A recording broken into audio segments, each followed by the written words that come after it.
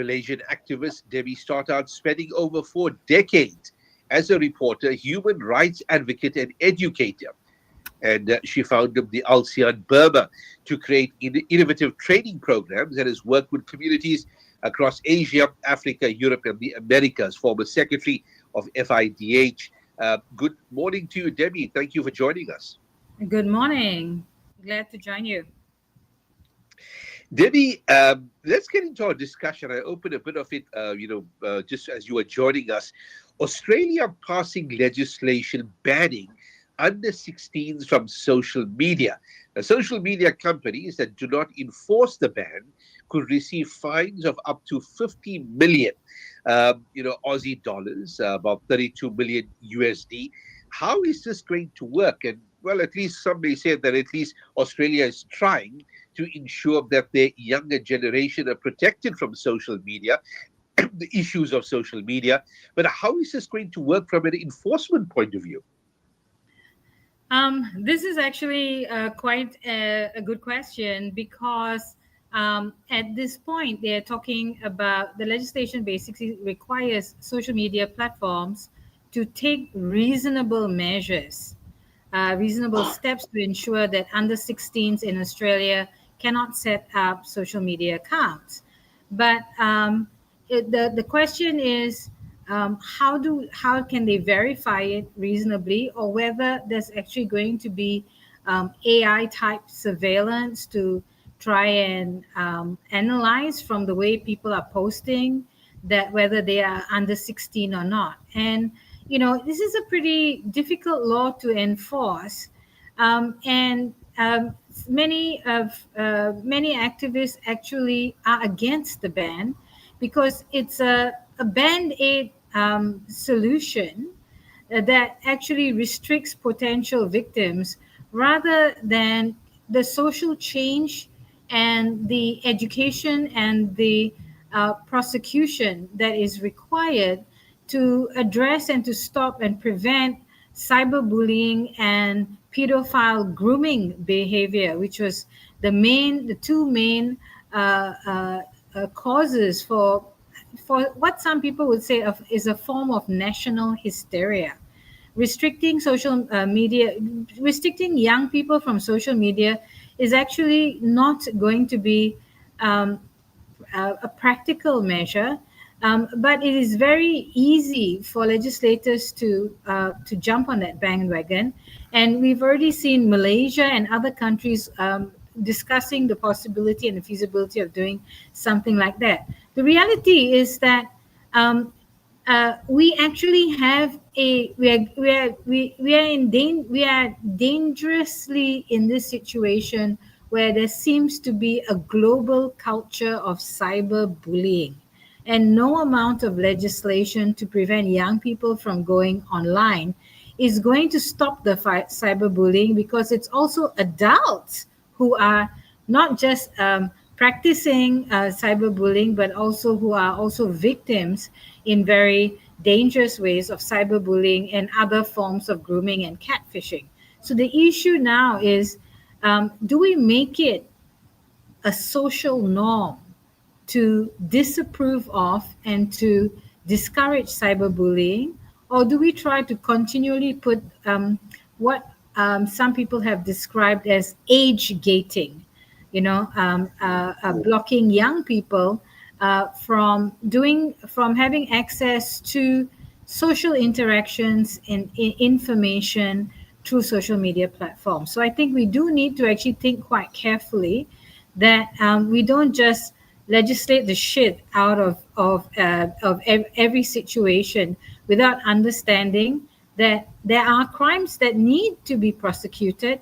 But then on the other hand, we do also need to actually have a very strong commitment to changing social values and social behavior in our respective communities and globally.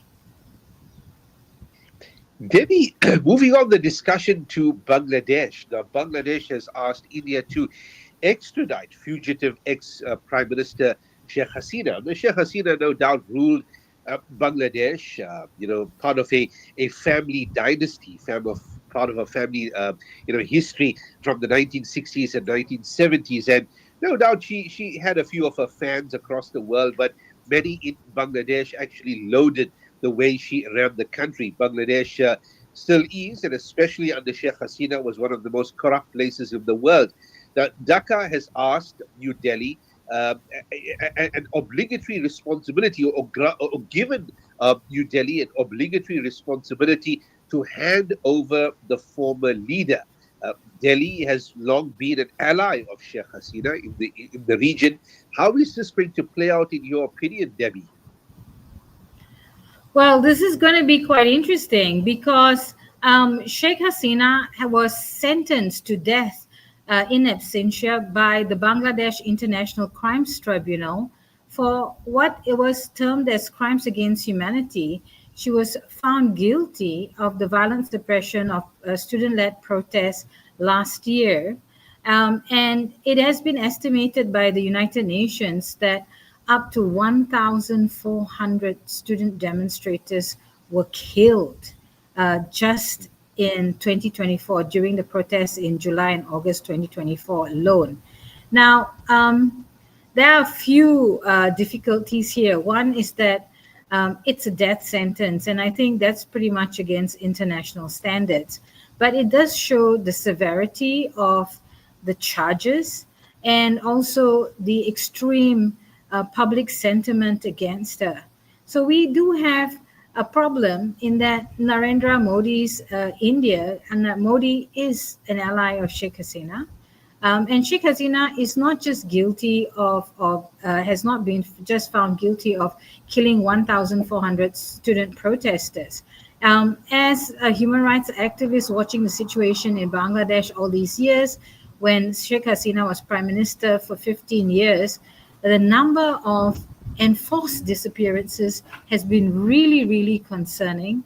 And the question of the issue of widespread corruption is already rearing its head because anti-corruption authorities this week seized about 10 kilograms of gold belonging to her, and we expect that more wealth will be uncovered because she was leaving the country in such a rush that she didn't have time to gather everything up.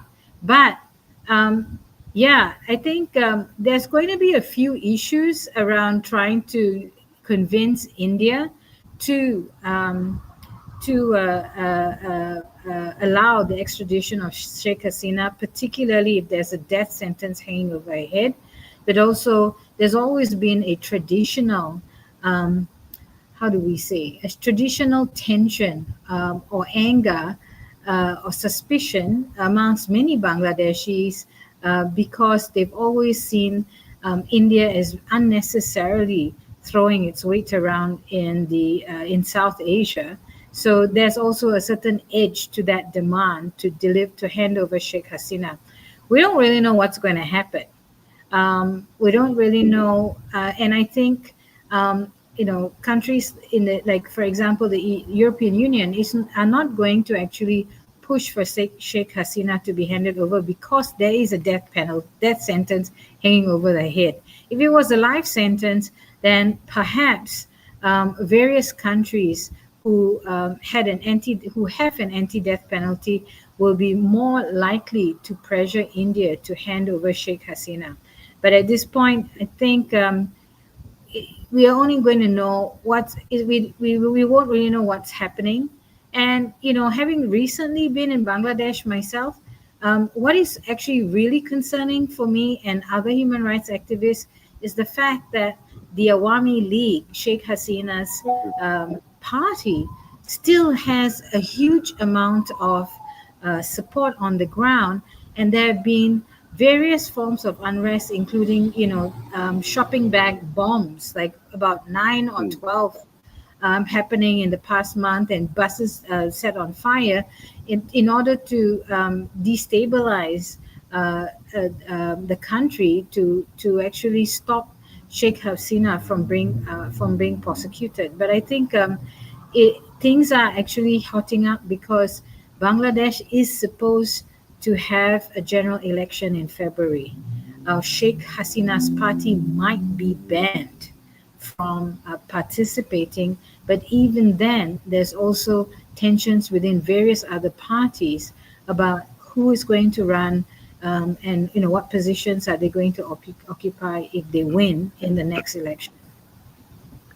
Debbie, finally moving on to Burma's elections. Now, I was reading the statement of Tet Tet Kin. I absolutely believe this general election will be free and fair selection of a new presidency, as it will be organized by the military. You may think a general election without the NLD is not inclusive, but it is inclusive for sure. Now, this was the statement of one of the participant political parties, I think the People's Pioneer Party, Tet Tet Kin. But what are we to expect? End of the year, Burma elections under the guise of the military rulership. What's going to happen, Debbie? Well, I wouldn't call it a general election. I would call it an election of generals. This is an illegal military junta who launched a coup because they did not win the 2020 general elections. And they banned the National League for Democracy, Aung San Suu Kyi's party, as well as other political parties, including ethnic political parties that won more than 90% of the seats in 2020. So they try to clear the field as much as possible. But just as disturbing is the fact that we've realized, or we found out data that showed that the number of airstrikes have risen by 42% within a month of the election dates being announced last August. So the first round of elections, the first phase of voting is going to be on the 28th of December, and then in January and February. But they're very confidently proclaiming that they're going to announce the results by February. But at this point, we need to understand a few things. Firstly, yesterday, the military junta announced an amnesty and said that they will release more than 3,000 political prisoners and drop charges against more than 5,000 other political prisoners. Now, that's 8,000. But in reality, there's still going to be 15,000, at least 15,000 political prisoners in jail.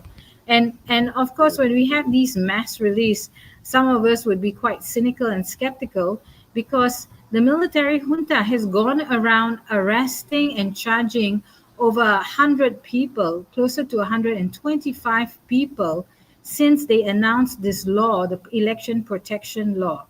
So about 8 days ago, just over a week ago in Yangon, 3 youths aged 19 to 25 were sentenced under the so-called Election Protection Law. This is a new so-called law that this illegal junta brought in at the end of July. And these young men, Yanang Chiwin and Aung Ye Tut, were sentenced to a total of 49 years each for criticizing and putting up posters that criticize this sham election. So this is actually, in some countries, this is like almost, this is more than that. This is a graver crime than committing murder, just putting up posters against the election. And what's happened is that under that law, you can be sentenced to maximum of 7 years for campaigning against or speaking out against the election.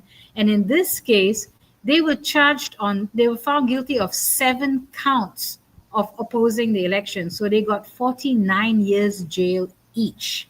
So, they are emptying the prisons potentially to make more room.